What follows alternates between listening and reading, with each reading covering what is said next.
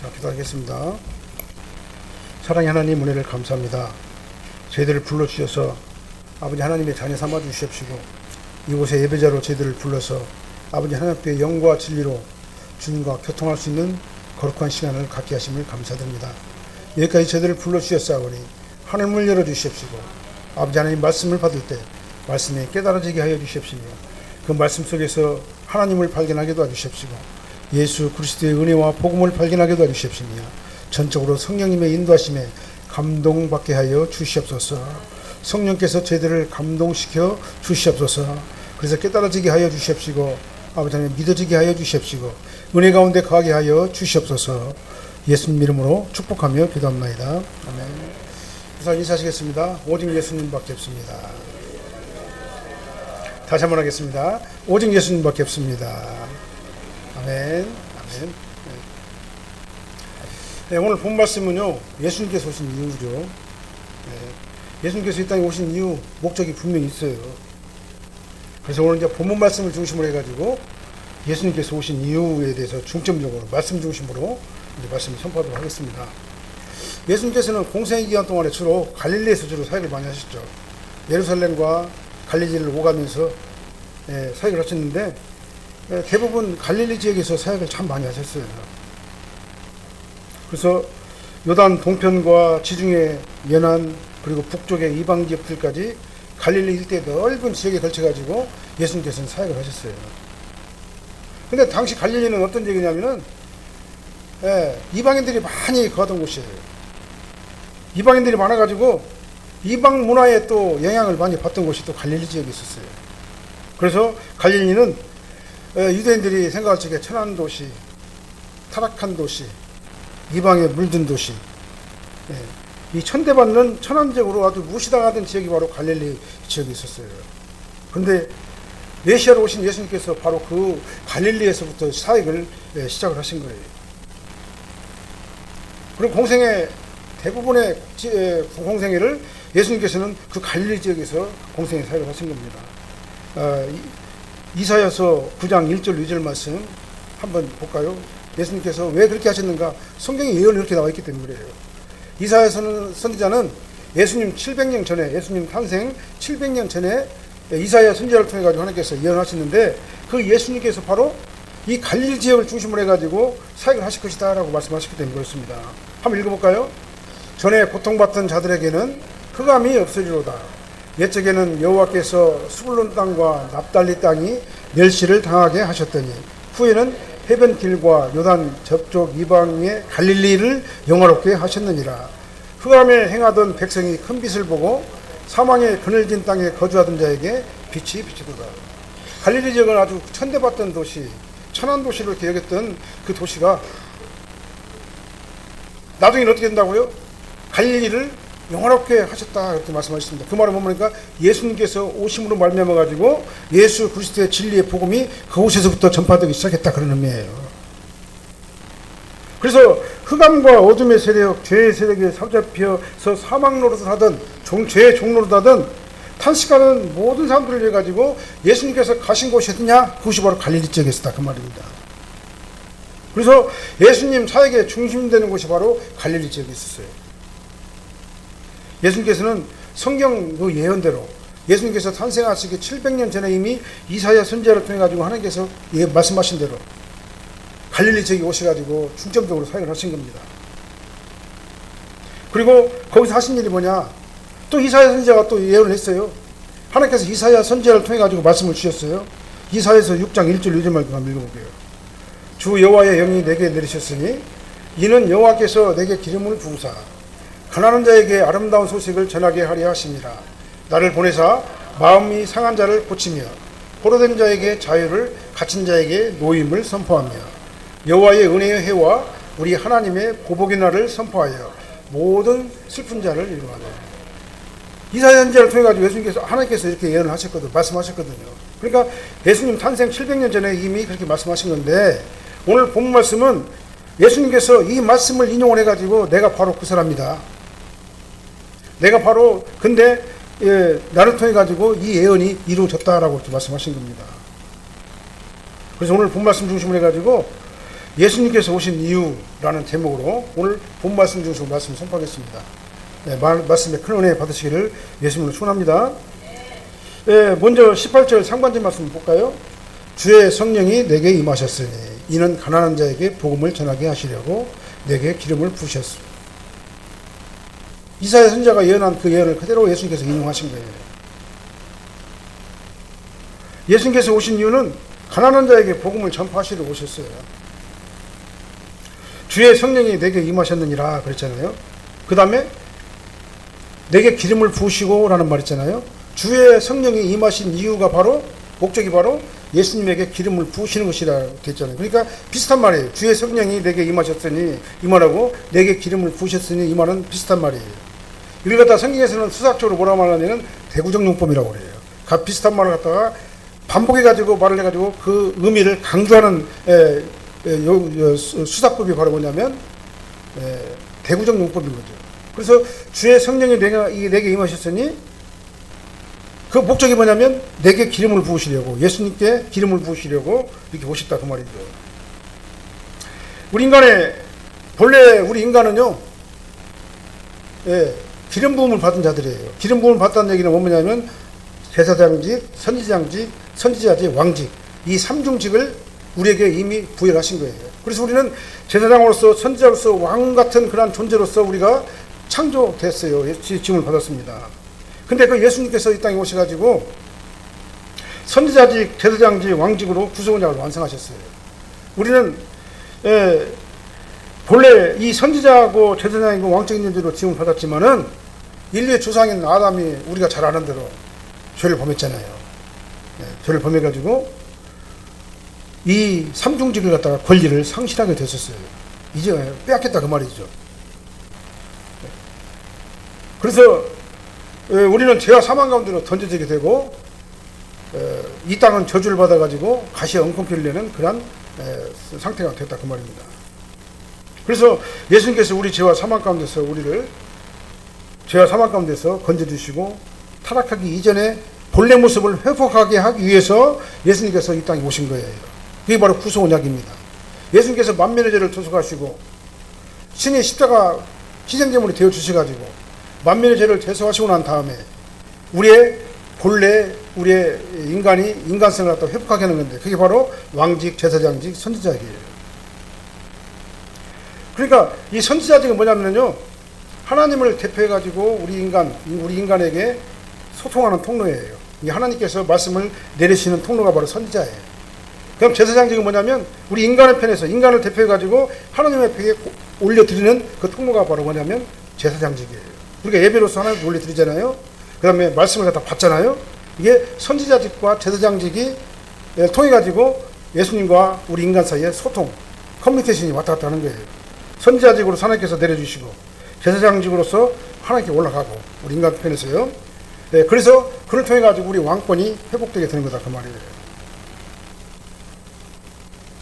예수님께서는 이사야 선지자 이 예언을 이용하시면서 이 이사야 선지자가 예언한 그 예언의 주인공이 바로 나다, 예수님 자신이다 말씀하신 겁니다. 그래서 예수님을 통해 가지고 이 예언이 이루어졌다, 응답하게 완성되었다라고 말씀하신 겁니다. 말씀드린 대로 기름 부음을 받으신 예수님께서는 가난한 자에게 복음을 전하러 오시겠다고 했잖아요. 가난한 자에게. 본문에서 가난한 자는 돈이 없거나 그 다음에 먹을 양식이 없거나 그 다음에 집이 없는 사람을 말하는 게 아니에요. 여기서 오늘 본문에서 말하는 가난한 사람은 신학적으로 전적 무능력 상태에 빠진 자, 이게 바로 가난한 자예요. 모든 인간은 자기 스스로 노력이나 어떤 의지로서 자신을 구원할 수가 없습니다. 내가 죄와 사망 가운데 던져져가지고 이미 죽은 내가 스스로 내 죄 문제를 갖다가는 해결할 능력이 없는 거다 그 말이죠. 그래서 전적 무능력한 상태가 된 거예요. 죄에 관해서 죄 문제를 해결할 수 있는 능력이 전혀 없는 상태가 바로 우리 인간의 모습, 타락한 인간의 모습이에요. 내가 이전에도 우리가 말씀드렸었죠. 공동묘지 가면은 죽은 사람들이 다 묻어 있잖아요. 네? 사람이 묻혀 있어요. 사람이 사는 곳은 어떻습니까? 문제가 많고 항상 시끄럽잖아요. 막 싸우고 막 전쟁이 막 일어나게 되고, 사람이 사는 곳은 부부지간에도 만나면 막 서로 싸우잖아요. 싸우는 일이 많잖아요. 그다음 화해하고 이렇게 막 전쟁과 같은 막 시끄러운 세상이 바로 뭐냐면은 사람이 사는 세상이에요. 근데요, 공동묘지 가면은요 조용해요. 너무나도 조용해요. 아주 음산할 정도로 막 조용합니다. 바람만 생생 불어요. 자기 자신이 스스로 할 수 있는 것이 아무것도 없기 때문에 그래요. 공동묘지에 누워있는 시체가 손을 하나 까딱할 수가 있겠어요? 머리를 돌릴 수가 있겠어요? 어떤 뭐 소리를 낼 수가 있겠어요? 아무것도 할 수 없는 거다 그 말이죠. 이게 공동묘지 안에서 일어나는 그런 상태가 바로 정막과 고요함과 아주 스산한 그런 분위기가 바로 공동묘지 상태인 거예요. 이 본문에서 가난한 자는 이사야 선지자가 말한 그 가난한 자와 같은 단어예요. 그러니까요.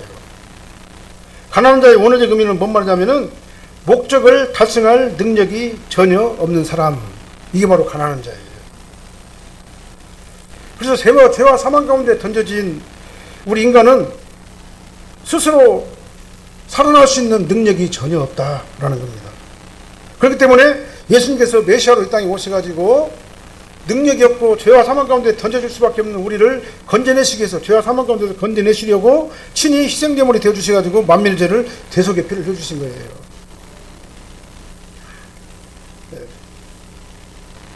이 가난한 자에게 아름다운 소식이 바로 뭐냐면 구원의 복음인 겁니다. 예수님께서는 구원의 복음을 우리에게 전파하시려고 이 땅에 오신 거예요. 나를 믿으라. 나를 믿는 자는 구원을 받을 것이다. 나를 믿는 자는 구원을 받을 것이다. 나를 통해서만 구원이 있고 나 외에는 구원이 없다. 그러니까 나를 통해서, 나는 양의 문이니까 나에게 와야지만이 너희들은 구원을 받을 수가 있다라고 예수님께서 말씀하시는 겁니다. 가난한 자는 어떤 상태냐면요, 해결 능력은 없지만 구원의 복음이 제시됐을 적에 그 복음을 수용하고 마음속에 받아들일 준비가 되어 있는 준비가 되어 있는 사람, 그 사람이 바로 가난한 자예요. 예수님께서는 이걸 뭐라고 하냐면 심령이 가난한 자는 복이 있다 이렇게 말씀하신 거예요. 심령이 가난한 자가 복이 있다는 말은 뭔 말입니까? 나는 죄인이고 나로서는 아무것도 할 수 있는 능력이 전혀 없는데 하나님의 복음이 나한테 들어오니까 그 복음을 수용하는 그런 마음을 가지고 있는 사람이 바로 심령이 가난한 자예요. 저와 여러분들은요, 심령이 가난한 자가 돼야 돼요. 복음을 들으면은 자꾸 내 인간의 지식과 어떤 내 인간의 의지와 내 어떤 논리적이고 합리적인 생각을 가지고 하나님 말씀을 갖다가 해석을 하려고 그래요. 해석을 하고 좀 마시고 그냥 말씀을 그대로 믿으시길 바랍니다. 이게 바로 영적으로 가난한 자예요. 그래서 심령이 가난한 자가 복 있는 사람입니다. 심령이 가난한 자가 그러니까 천국을 소유하게 되는 거예요. 심령이 가난한 자는 복이 있나니 천국이 저들의 것이미로다. 예수님께서 산상수훈에서 말씀하셨잖아요. 그러나 심령이 가난하지 못한 자, 거꾸로 말하면 가난하지 못한 자 부자죠. 자기 것으로 꽉 차 있는 자가 바로 부자예요. 자기 마음이 자기 것으로 꽉 차 있어요. 세상 지식으로 꽉 차 있어요. 세상 지식으로 꽉 차 있고 자기 걸로 꽉 차 있고 세상 논리로 가득 차 있기 때문에 하나님 말씀에 들어갈 자리가 없어요. 이게 바로 뭐냐면 부자예요. 여기서 부자는 돈이 많은 사람, 권력 있는 사람을 부자라고 하지 않아요. 세상 것으로 가득 차 있는 자가 바로 오늘 말하는 것이 가난하지 못한 자의 모습이에요. 그러니까 그들은 세상 걸로 가득 차 있으니까 예수님의 말씀을 전하더라도 그 말씀을 갖다가는 믿지를 못해요. 그 다음에 구원의 필요성을 느끼지 못해요. 이 땅에서 사는 것도 힘들고 죽겠는데 내가 언제 예수 믿고 구원받아가지고 천국 가서 뭐 든다냐? 라고 생각을 해요. 그래서 천국 갖다 부정해요. 왜 그러냐? 이들은 천국이라는 그 존재, 천국의 의미를 갖다가 알 수가 없기 때문에 그렇습니다. 그리고 이해도 못해요. 오히려 신앙생활 잘하는 성도들 갖다가 방해하고 핍박하고, 신앙생활 잘하는 사람들 갖다가 놀려먹고 비아냥거리고 무시하고 이런 일들 갖다 한단 말입니다. 심령에 가난하지 못한 자의 모습이에요. 그래서 예수님께서는 가난한 자에게 복음을 전파하시려고 이 땅에 오셨다라고 말씀하신 겁니다. 물론 복음의 문은요, 만민에게 열려 있어요. 가난한 자나 부자나 모두에게 달려 있습니다. 복음의 문은요. 그래서 부자에게도 복음은 전파되고 가난한 자에게도 복음은 전파되는 거예요. 그 다음에 부자가 가난한가는 우리는 알 수가 없어요. 누구만 하시냐면 성령님께서만 하시는 거예요. 그래서 우리는 어떻게 합니까? 때를 얻든지 못 얻든지 그들에게 복음을 전하는 겁니다. 예, 부자에게도 복음은 전파되지만 그러나 부자들은 어떻게 합니까? 아까 말씀드린 부자는 돈이 없는 자를 부자라고 하지 않냐고 자기 것으로 꽉 차 있는 부자를 말하는 겁니다. 예? 그들은 어떻게 합니까? 복음을 무시하고 복음을 거부하고 거절하고 다른 이웃들까지도 막고 방해하고 예수님께서 이 땅에 메시아로 오실 적에 누가 그런 부자였었냐면은 바리새인과 서기관들 종교 지도자들이 바로 그런 부자들이 있었어요. 자기 걸로 꽉 차 있어요. 율법으로 꽉 차 있어요. 그리고 예수님이 들어갈 자리가 없어요. 예수님을 배척합니다. 이 서기관과 바리새인들 당시 잘못된 이 종교 지도자들은요, 자기의 정체성이 뭐냐면은 자기 기득권을 갖다는 수호하는 거예요. 자기 자리를 갖다가 남한테 뺏기지 않으려고 어떻게든 간에 그 자리를 갖다 보존하려고 했던 자들이 바로 서기관과 바리새인들이 있었어요. 그래서 복음을 거부하고 복음을 배척하고 심지어는 예수님을 십자가에 못 박혀 죽기까지 한 자들이 바로 당시 유대인들이 있었어요. 그들은 세상 걸로 가득 차 있고 복음이 아닌 걸로 가득 차 있어가지고 예수님을 갖다가 인정할 수가 없었던 거예요. 저와 우리 성도님들은요, 심령이 가난한 자들입니다. 그렇기 때문에 여기 와가지고 예배 드리는 거예요. 저와 여러분들이 심령이 가난한 자가 아니라 정말 세상 걸로 꽉 차 있고 세상의 가치관으로 꽉 차 있다면은 저와 여러분들이 여기 와가지고 예배 드릴 이유가 없어요. 왜 그냥 교회 가서 예배 드리는 것이 이상한 짓이거든요. 교회 가서 예배 드리는 것이 참으로 미련한 것으로 보이거든요. 왜 그렇게만 해야 되냐라고 그렇게 말한다 그 말이죠. 근데 저와 여러분들은 어떻게 됩니까? 심령이 가난한 자들이에요. 예수님께서 우리를 가난하게 만들었어요. 그래서 하나님의 말씀을 수용할 수밖에 없도록 우리의 마음을 갖다가 그렇게 만들어 주신 거예요. 그래서 우리가 이곳에 가가지고 하나님 앞에 예배로 막 영광 돌려드리는 거다 그 말입니다. 나를 말씀 앞에서 겸손하게 하셨어요. 그냥 말씀이 믿어지게 하셨어요. 그냥 말씀을 수용하게 하셨어요. 그래서 말씀에 감동하게 하시고 그 말씀이 믿어지게 되니까 저와 여러분들이 여기 와가지고 예배로 영광 올리게 된 거다 그 말입니다. 그리고 우리는 어떻게 합니까? 이웃을 위해 가지고 그들가 심령이 가난한가 부자인가 우리 모른다고 했잖아요. 그들이 심령이 가난하지 못한 내 이웃을 향해 가지고 그들이 가난한 심령이 되게 해주시옵소서. 말씀을 수용하고 말씀을 믿어주고 말씀만 의지하고 따라가는 거룩하고 순수한 믿음 신앙생활을 할 수 있도록 도와주시옵소서. 우리가 마음으로 기도하고 때를 얻든지 못 얻든지 전도하잖아요. 예수님께서 가난한 자에게 복음을 전파하시러 이 땅에 오셨으니까 우리도 마찬가지로 가난한 자로서 가난한 자들에게 예수 그리스도의 복음을 전하는 저와 여러분들이 되어야 될 줄로 믿습니다. 그리고 아직도 복음을 거부하는 자들이 참 많이 있어요. 그들을 어떻게 보면 불쌍히 여기는 마음을 가지고 그들에게 하나님의 말씀을 전하는 저와 여러분들이 되어야 될 줄로 믿습니다.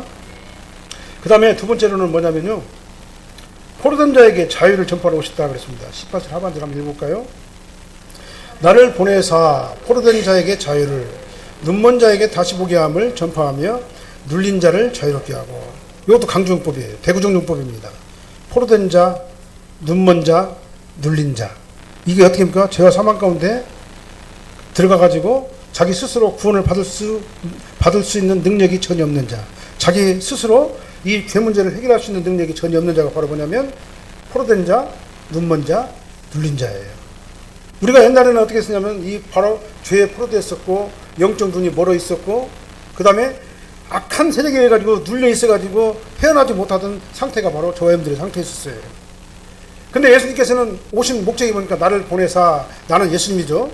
예수님을 이 땅에 오신 목적이 뭐냐면 바로 뭐냐면 나에게 자유를 주시고 그 다음에 영적 눈을 밝게 해주셔가지고 악한 것들로부터 억눌려 있던 모든 악한 세력을 갖다 다 제거시켜 주셔가지고 하나님의 천국을 누리게 하시려고 우리를 이 땅에 예수님께서 이 땅에 오신 거다 그 말이죠. 여기서 자유라는 단어가 있죠. 두 번 나오죠. 자유라는 단어가. 이 자유는 뭐냐면은 자유라는 의미도 있어요. 그 다음에 용서, 구원, 탕감 이런 의미도 같이 포함되어 있어요. 그래서 포로된 자, 눈먼 자, 눌린 자는 죄와 사탄의 종로로 타는 자, 그런 인생들, 예수 그리스도를 모르는 인생들, 이들에게 자유를 주신 분이 누구냐? 바로 예수님이시다 그 말이에요. 예수님을 통하지 않냐고는 이 자유를 누릴 수가 없는 거예요. 오직 이 자유를 누릴 수 있는 유일한 방법은 뭐냐? 예수님밖에 없는 겁니다. 성경은 예수님 외에 다른 방법이 있다라고 말씀하지 않아요. 예수님을 통하지 아니하고는 이런 일들이 일어날 수가 없다라고 분명하게, 너무나도 명확하게 우리에게 말씀해 주시는 거예요. 예수님께로 가면은 모든 사망의 결박이 다 풀어집니다. 예수님께로 가면은 모든 억압된 악한 세력들이 다 풀어지게 됩니다. 예수님께로 가게 되면은 눈먼었던 나의 영적 눈이 다 밝아져가지고 이 성경 말씀이 하나님 말씀인 것이 믿어지게 되는 거다 그 말이죠. 그래서 우리는 예수님 앞에 가지 아니하면은 우리는 이러한 그 문제를 해결할 수가 없는 거예요. 우리에게 진정한 구원과 자유와 평강을 누리시려면 우리는 그러므로 누구한테 가야 되겠습니까? 예수님한테 가는 방법밖에 없어요. 예수님만이 유일한 방법이에요. 정답은 예수님이다. 예수님을 통하지 않고는 우리가 갈 수가 없다. 우리가 죄에서 해결함을 받을 수 없고 영적 눈을 밝힐 수가 없고 그 다음에 악한 것들로부터 벗어날 수가 없다. 악한 행동, 정욕, 악한 세상의 모든 것들, 이런 것들로부터 벗어날 수가 없다는 것을 말씀해 주신 겁니다. 그리고 또 우리는요, 눈먼 자들을 따라가면 안 돼요. 예수님 당시에 서기관과 바리새인들은 거룩한 사람들이잖아요. 공부도 많이 한 사람들이잖아요. 세상 지식도 학문적으로도 굉장히 아주 우월한 사람들이잖아요. 그런 사람들은 율법을 가지고 또 막 율법을 막 하는 율법 박사들이잖아요. 근데 예수님께서는 그들 뭐라고 말합니까? 그들은 눈먼 소경이다 그렇게 얘기를 해요. 소경을 인도하면 둘 다 구덩이에 빠진다 그렇게 말씀하십니다. 유대 종교 지도자들 향해 가지고 소경이라고 말했어요. 소경이라고. 너희들은 가진 것이 있는데 복음을 배척하고 예수님을 배척하고 예수님을 통해서만 구원을 받는데 너희들이 율법으로만 구원받는다고 얘기하고 세상 지식과 너희들이 가지고 있는 어떠한 그 능력으로 구원을 받는다라고 말씀하니까 예수님께서는 그들을 향해서 뭐라고 말합니까? 너희들은 눈먼 장님들이야. 성경에서 예언하는 그 예언이 바로 나를 예언하는 거잖아. 근데 너희들은 나를 왜 배척을 하느냐 이 말이죠. 왜 그냥 보지 못하기 때문에 그런다 그 말이에요. 그들은 눈먼 장님들이에요. 우리도 마찬가지입니다. 서기관과 바리새인과 같은 눈먼 장님을 따라가면 안 되는 거예요. 서기관과 바리새인들은 율법을 잘 알고 성경을 잘 안다고 하지만 율법과 예언서가 말하는 예수 그리스도를 그들은 몰라봤다 그 말이에요. 왜 그렇습니까? 눈이 어두워가지고 영적인 눈이 어두워지니까 예수님을 알아볼 수가 없었다 그 말이죠. 그래서 예수님을 핍박하고 거부하고 방해하고 예수 믿는 자들 갖다 옥에 가둬버리고 심지어는 스데반을 갖다가 죽이면서도 그걸 당연한 것으로 생각했어요. 사도 바울은. 사도 바울이 예수 믿기 전에는. 그들이 그렇게 장하고 귀하게 여기던 구약 성경에서 예언하는 메시아이신 예수님께서 오셨는데도 불구하고 그들은 영적인 눈이 멀어가지고 탐욕의 눈으로, 인간의 눈으로, 세상적인 방법으로 예수님을 바라보니까 예수님을 믿을 수가 없었던 거다 그 말입니다. 그들은 겉으로 보면 아주 거룩하고 대단한 아주 유능하고 똑똑한 지식인이에요. 상류층 지식인들입니다. 근데 예수님께서는 그들이 영적으로 무지한 자들이라고 말씀하신 거예요. 그래서 그들을 가르치는 백성들까지도 어디로 인도합니까? 구덩이로 빠지게 하는 거예요. 구덩이는 뭘 의미합니까? 무저갱, 게헨나, 영원한 무저갱, 영원히 꺼지 않는 불꽃, 불못. 이것이 바로 구덩이잖아요. 그러니까 우리가 잘못된 지도자를 따라가게 되면요, 우리도 같이 구덩이에 빠지게 되는 겁니다. 그 구덩이는 불못이에요. 불못이에요. 불못을 다른 말로 하면 지옥이다 그 말입니다. 기독교를 포박하면서도 오늘날에 많은 종교 지도자들이 예수 말고도 구원이 있다라고 말하고 예수 위에도 구원이 있다라고 말하며 다른 종교를 잘 믿으면 거기서도 구원이 있다라고 말하는, 만약에 그러한 그 종교 지도자가 있다면요, 그런 영적으로 눈먼 자들이에요. 성경을 모르는 자들이다 그 말입니다. 예수 말고는 구원이 없다라고 성경은 분명히 말하는데 천하에 구원받을 만한 다른 이름을 우리에게 주신 적이 없다라고 너무나도 명확하게 분명하게 말씀하시는데 예수 말고도 구원이 있다라고 말하는 이 잘못된 이런 자들을, 이런 자들을 우리가 따라가게 되면요, 우리도 같이 그 구덩이에 빠지게 된다 그 말이에요. 여러분들은 이런 말을 하는 자들을 아주 저 사람은 깨어있네, 깨어있어, 다른 종교를 하다 비방도 아니하고 정말 깨어있는 사람들이야 라고 판단하면서 그들이 합리적인 사람이라고 오해하지 마시기를 바랍니다. 성경은 그런 사람들마다 뭐라고 말하면 영적 소경이다 그렇게 말하는 거예요. 눈먼 자들이다 말하는 겁니다. 왜 그냥 예수님을 통하지 않으면 구원이 없거든요. 근데 그런 사람들을 우리를 향해 가지고 뭐라고 하냐면은 아따 저 사람은 정말 원리주의자네, 근본주의자야 라고 매도를 해버려요. 우리가 성경 말씀대로 살고 성경 말씀에 의지 지시하는 대로 우리가 사는데 그게 왜 원리주의자예요? 그게 왜 근본주의자입니까? 말씀이 지시하는 대로 순종하며 사는 건데. 근데 이런 자유주의 신학자들, 인본주의 신학자들은 우리 이 개혁주의 신학을 향해 가지고 성경 원리주의자, 근본주의자라고 그렇게 매도를 하는 거예요. 그러나 그들은요, 예수님께서 뭐라고 말씀하십니까? 너희들은 서기관과 바리새인들하고 똑같은 놈들이야. 너희들은 영적으로 눈먼 자들이야 라고 말하는 겁니다. 둘 다 구덩이에 빠질 수밖에 없는 거예요. 우리는 그런 사람들한테 빠지면 안 되는 겁니다. 예수님 외에도 구원이 있다라고 주장하면서 성경대로 살려고 하는 자들 갖다가 근본주의자라고 매도하는 그들 갖다가는 우리가 참 정말로 저들은 합리적인 사람이라고 그렇게 해서는 안 되는 거예요. 그들은 포로된 자들입니다. 눈먼 자들이에요. 그들은 눌린 자들입니다. 예수님께서 말씀하신 그들은 아주 잘못된 그런 사람들이에요. 그들이 아무리 지식적이고 논리적이고 합리적이고 도덕적이고 윤리적인 지도자들처럼 보인다 할지라도 예수 말고도 구원이 있다라고 말하고 성경 말씀 말고 다른 걸 갖다 전하게 되면은 그들은 눈먼 자들이에요. 우리는 눈먼 자들을 따라가면 안 될 줄 믿습니다. 아무리 조직이 잘 갖춰 있고 거대한 아주 그냥 그 견들도 많이 있고 대단한 재력을 가지고 있으면서 좋은 시스템을 가지고 세련된 조직 경영으로 아주 너무나도 멋있고 화려하고 누가 보더라도 고상하고 아주 멋있는 그런 환경에서 그들이 예배를 드린다 할지라도 예수님께서 보실 때는 뭐라고 말해서 너는 회칠한 무덤이야. 겉으로 보기에는 페인트칠을 갖다 하얗게 잘 해놨기 때문에 아주 그냥 굉장히 깨끗하게 보이는데 그 속은 썩은 시체, 죽어있는 시체가 나가지고 더럽고 냄새나는 그런 자들이야 라고 말하는 거예요. 이게 회칠한 무덤이에요. 아무리 화려하게 본다 할지라도 그곳에 예수가 없고 구원이 없고 예수 말고도 구원이 있다고 주장한다면 그것은 잘못된 그런 회칠한 무덤과 같은 거예요. 오직 예수님만이 우리를 영원한 생명으로 인도하십니다. 진정한 자유와 평강을 누리게 하시는 거예요. 오직 예수님만으로 우리는 들어가야 됩니다. 그래서 우리는 예수 그리스도의 은혜를 통해서만 우리가 구원을 받는다는 사실을 우리는 확실하게 믿고 우리가 신앙생활을 하잖아요. 그래서 강단에서 저는 예수님 말고는 구원이 없다라고 말하잖아요. 예수님은 구원이 없어요. 오직 예수님밖에 없어요. 예수님 말고 구원받을 수 있는 방법이 어디가 있어요? 성경이 어디에 그런 얘기냐고 말해요. 우리는 성경대로 해야 되지 않겠습니까? 그래서 우리는 오직 예수님만을 전적으로 바라보고 진정한 자유를 누리는, 죄에서 회방을 받는 우리가 되어야 될 줄로 믿습니다. 저와 형들 바로 그런 사람들이에요. 복받은 사람들입니다. 다음에 세 번째로 예수님께서는요, 주의 은혜의 해를 선포하러 오셨다 그랬어요. 19절 말씀 한번 읽어볼까요? 주의 은혜의 해를 전파하게 하려 하심이라 하셨더라. 예수님께서 오신 목적이 바로 주의 은혜의 해예요. 예수님께서는 가난한 자에게 복음을 전파하시고 하나님의 자녀답게 살 수 있도록 자유함을 주셨을 뿐만 아니라 주의 은혜의 해를 전파하시려고 이 땅에 오셨다 그랬습니다. 저 은혜의 해를 전파했단 말은 뭔 말이냐면은 희년을 선포한다고 하면 희년 50년 만에 한 번씩 오고 희년을 선포한다고 말했죠. 희년할 때는 어떤 일이 나냐면 빚진 자들은 빚을 탕감받게 되고요.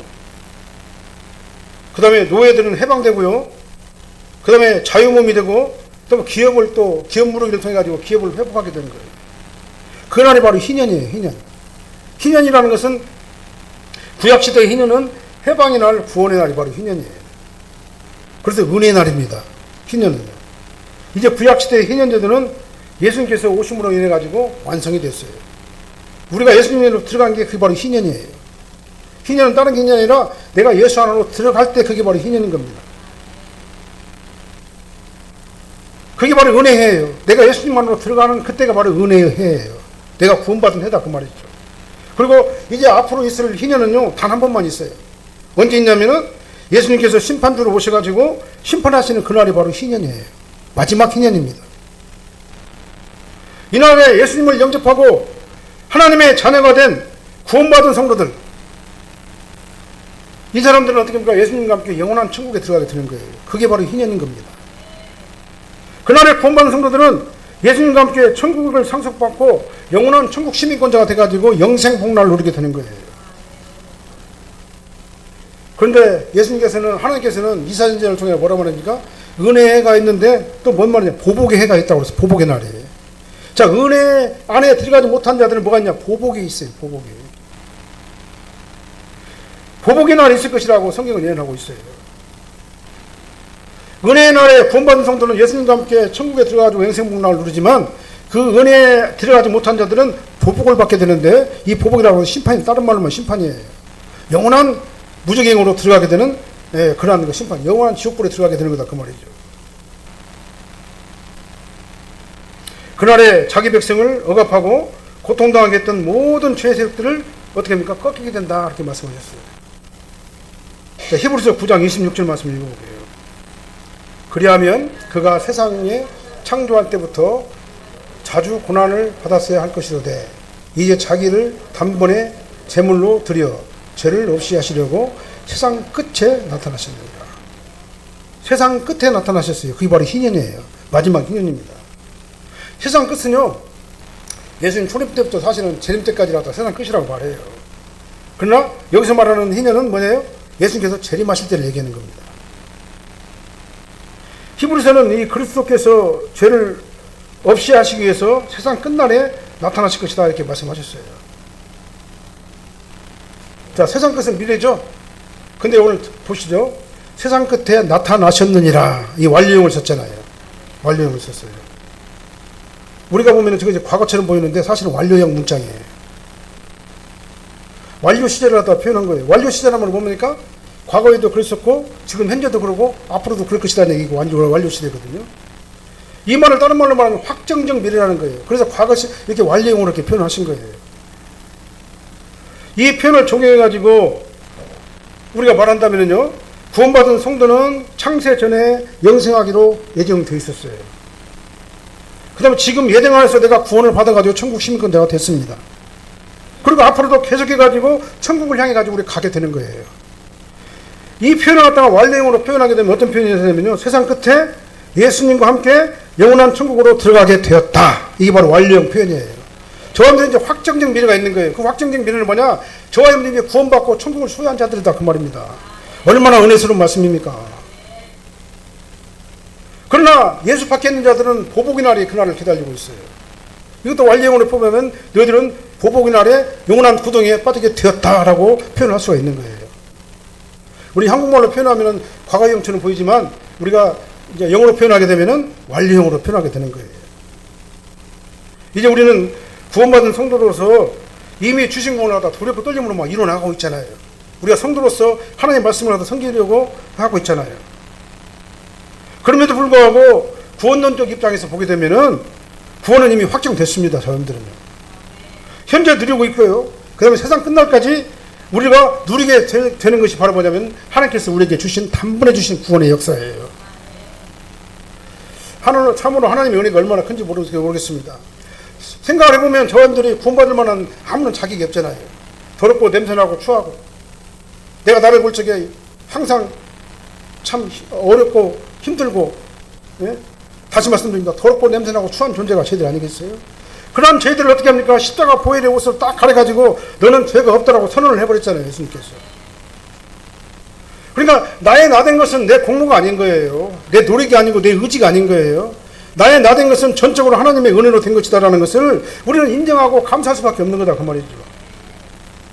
성령께서 가난한 나에게 복음을 전하시고 포로됐던 나에게 자유를 주시고, 그 다음에 눈 멀었던 나에게 영안을 밝게 가지고 하나님 말씀이 믿어지게 하시고, 그 다음에 나에게 진정한 자유를 주신 그 하나님의 은혜에 감사하는 저희들이 될 줄 믿습니다. 그리고 우리에게 앞으로 있을 영원한 희년을 우리에게 주셨잖아요. 확정적으로 주셨잖아요. 우리는 그 희년에 영원한 천국에 예수님과 함께 영원한 상수가 돼가지고 영생 복락을 누리게 돼 있잖아요. 이 하나님의 은혜에 감사하는 저희들이 될 줄 믿습니다. 기도하시겠습니다. 사랑하는 하나님, 감사합니다. 저희들은 부족하고 연약한 것밖에 없습니다. 오직 예수님이 아니고서는 구원받을 만한 아무런 능력도 없고 전적으로 무능력한 저희들을 예수님께서 저희들을 위해 가지고 십자가에 못 박혀 죽으시고 저희들에게 자유를 선포하시고, 아버지의 눌린 것을 자유하게 하시고 억압받는 것에서 자유하게 하시고 영적인 눈을 뜨게 하셔서 하나님을 믿게 하시고 전적으로 주님만 의지하고 따라갈 수 있도록 저희들을 인도하심을 감사를 드립니다. 아버지 하나님께서 저희들을 붙들어 주셔서 이제 자유자가 되게 하셨사오니 영원한 희년의 주인공이 되게 하셨사오니 이제 전적으로 주님만 의지하고 주님만 따라가고 주님만 바라보는 저희들 되게 하여 주시옵소서. 예수님 이름으로 축복하며 기도합나이다.